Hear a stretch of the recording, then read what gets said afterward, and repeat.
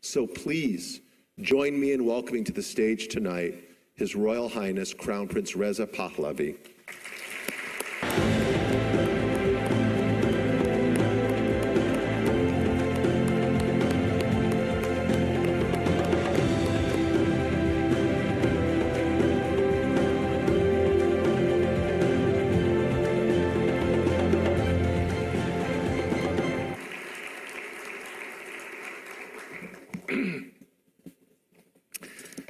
Jonathan, thank you so much for your strong and very moving introduction. I'm truly touched. And before I begin, happy 75th birthday to the people of Israel.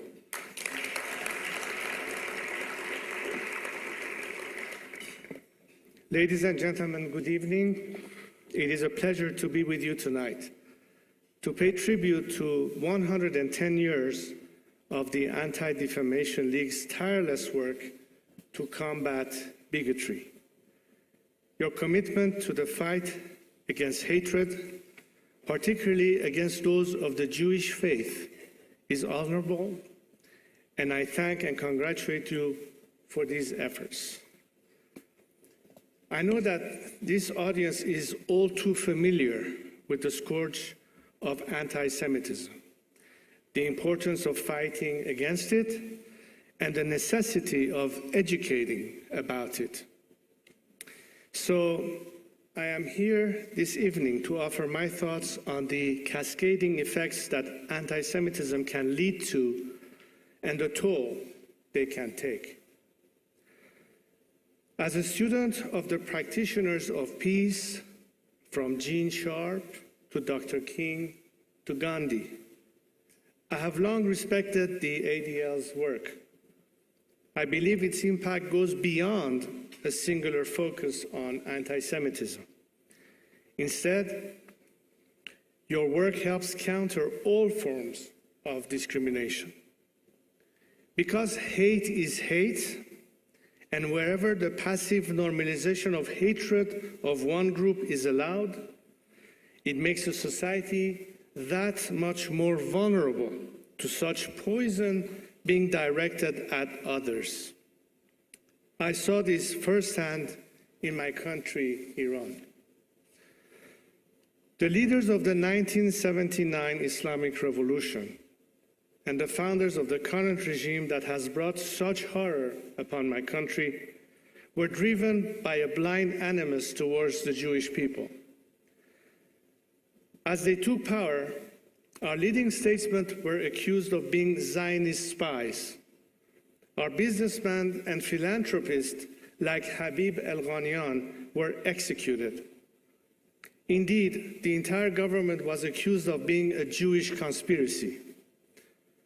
This anti-Semitic fear-mongering was pervasive, but the hatred and conspiracies did not stop with the Jewish people.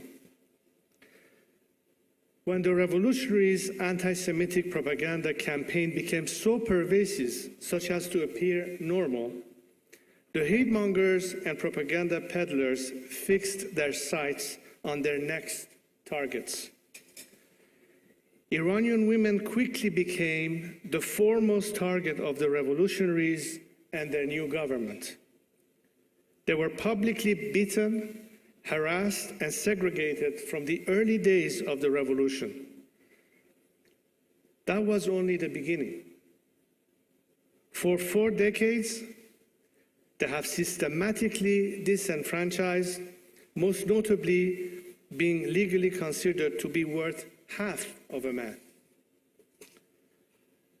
The Islamic Republic's campaign of bigotry also includes members of the Baha'i faith, who are punished for their religious beliefs, face government-mandated discrimination in schools and workplaces, and experience property confiscation and desecration of their cemeteries. Sunni Muslims were denied the right to worship in their own mosques. Christians were forced into secretive house churches. The vast majority of Iranian Shia Muslims, those who did not subscribe to Khomeini's perverse interpretation of our faith, were persecuted. Those who spoke up, like Ayatollah Montazeri, were silenced or killed. The persecution even took aim at our ancient culture and traditions. The new regime attempted to ban the celebration of Nowruz, our national holiday. It came after those who celebrated Iran's pre-Islamic identity. 44 years on, the list of victims of what began as an anti-Semitic conspiracy continues to grow. You're no doubt familiar with a famous quote from German pastor Martin Niemöller. First, they came for the socialists, and I did not speak out because I was not a socialist. Then they came for the trade unionists, and I did not speak out because I was not a trade unionist. Then they came for the Jews, and I did not speak out because I was not a Jew. Then they came for me, and there was no one left to speak for me. Well, after the Islamic Revolution in Iran and in many other places, it is indeed the case that first they come for the Jews and then they come for the others.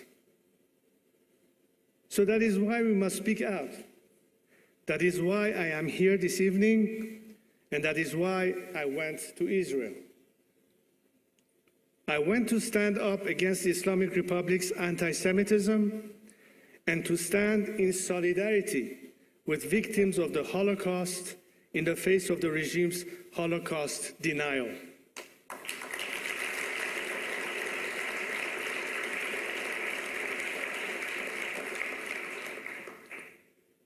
I went to mourn with the victims of the regime-sponsored terrorism. But I also went to Israel to stand up for my people, so that there will be no further victims of hate and bigotry. For when we allow the baseless hatred of one group to go unchecked, it inevitably leads to more. That is what happened in my country. My trip to Israel was not merely to stand on principle. I went with a new vision for our region. A vision that is not bogged down in the forced ideological divisions of recent decades, but instead based on the ancient ways of our lands and connections between our people. The ties between the Iranian and Jewish people are millennia old and rooted in the traditions of Queen Esther and King Cyrus. It was in Cyrus's spirit that I went to Israel. Because it is that spirit of tolerance, friendship, and cooperation that is truly representative of the Iranian nation, not the anti-Semitist terrorism and deprivation that the current regime occupying my country represents. But to see this tradition, we do not need to refer all the way back to biblical times. This was how we lived as a nation just 4 decades ago. Iranian Muslims, Jews, Christians, Zoroastrians, Baha'is, and even people of no faith live together as citizens endowed with equal rights. That led our country to extend that same spirit, the spirit of Cyrus, to our regional and international relationships. It was the Iranian diplomat Abdul Hossein Sardari who refused to flee occupied Paris and personally issued Iranian passports to over 2,000 Jews, allowing them safe passage to Iran and saving them from Hitler's concentration camps.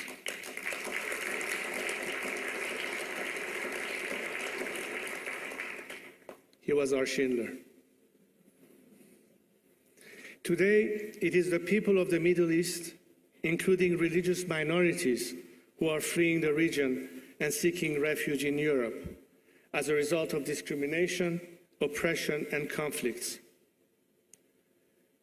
It is remarkable to consider that just several decades ago, It was the people of Europe, including members of its Jewish communities, who sought refuge in Iran, fleeing the Holocaust and war. That spirit continued with Iran's cooperation with Israel, to our partnership with Arab nations in the Persian Gulf and across the Middle East.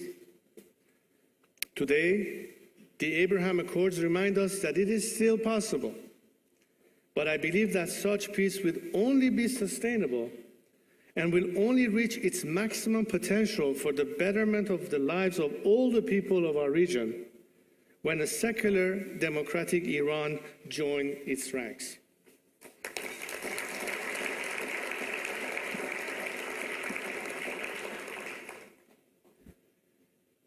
In a future secular and democratic Iran, the rule of law, based not only on the International Declaration of Human Rights, but on Cyrus the Great's first ever declaration, will establish and guarantee freedom of religion as a fundamental right, so that Iran can return to its roots as a nation where people of different faiths live and worship freely alongside each other. In such an Iran, this will extend our relation with all of our neighbors based on the principle of mutual respect and peaceful coexistence. That is the Iran I envision. That is the Iran my compatriots are fighting for. My friends, just as Cyrus helped free the Jewish people from Babylon and aided them in rebuilding the temple, today my people are under captivity and in need of solidarity and support. There is a temple that needs to be rebuilt. Iran is our temple. Stand with us. Thank you.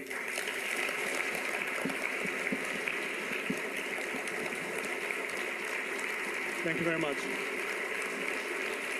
Thank you very much.